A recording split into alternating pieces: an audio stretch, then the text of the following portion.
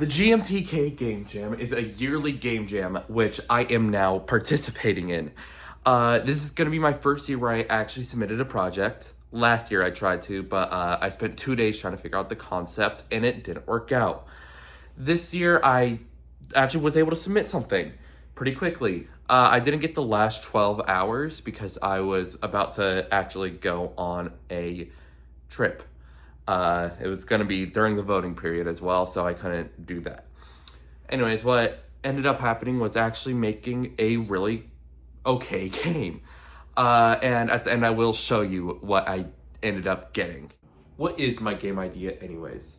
Well, you're basically a little slime dude or whatever in a facility, and you have 15 seconds, only 15 seconds, to complete the level. And when time resets, you will have the chance to keep some keys with a key box. Anyways, let's get started on this idea.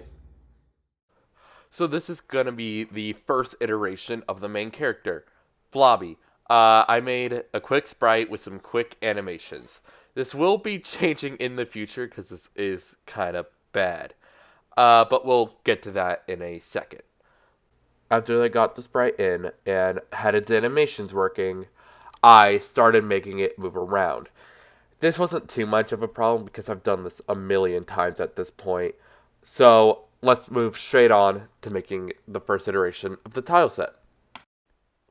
The tile set was fairly simple to make. All I did was I decided to set it in a facility so I could have simpler, cleaner colors and lines so I didn't have to spend too much time working on this.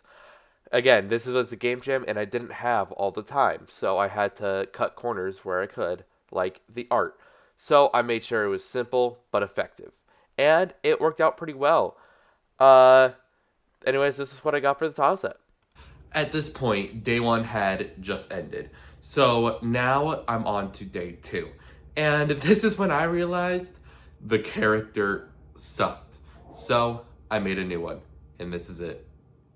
This is Bobby 2.0. I'd say this one is a lot better.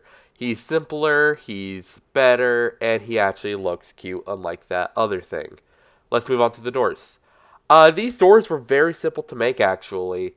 They didn't take too much time, and they were able to be made pretty quickly. One thing that I did do is I just made one, copied and pasted them over, and changed the color, since all I needed was 4.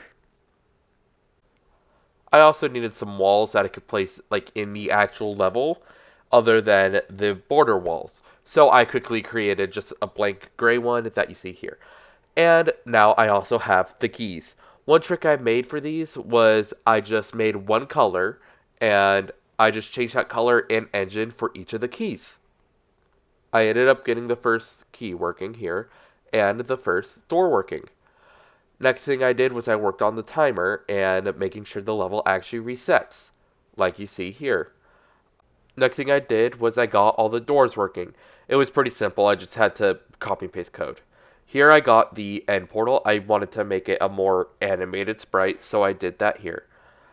These are going to be the first 2 levels. They are pretty simple. I do have the debug collision shapes on for testing, and they work pretty well, I say. This second one will be centered and made a little smaller, but that's basically it. So I showed you basically the first 2 levels. That's not going to be the second level's final form, but it is the base of what I made it. From here on out, I'm basically just going to show you what I made, but not the levels. Because if you see this and you want to play it, I am going to have it in the description. So let's get started on the key box. The key box is really simple. All you do is you go up to it, you put a key in it, and you're able to keep that key through the next time loop. One thing I also did is I added a little indication when you walk up to it saying what you need to do. One thing that I did for this game, but it's my first time doing, is add sound. I've never had sound in any of my games before, so it is kind of new to me on how to make them. But I did find them. So let's see what I found and what I put in.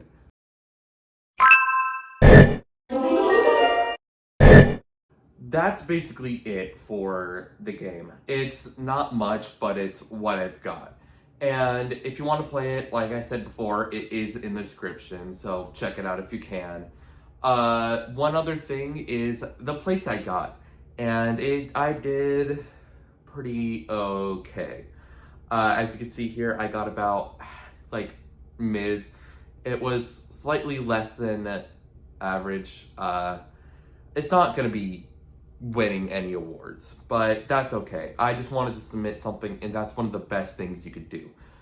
And honestly, I am thankful that I submitted something. And even if you are doing a game jam and you didn't finish the game, or you didn't get the game you want to make for the jam, just post it. It's not going to be anything special. That's not going to be guaranteed. But it's yours, and you made it. And you should be proud of that. Anyways, that's all I've got to say. So see you in the next one.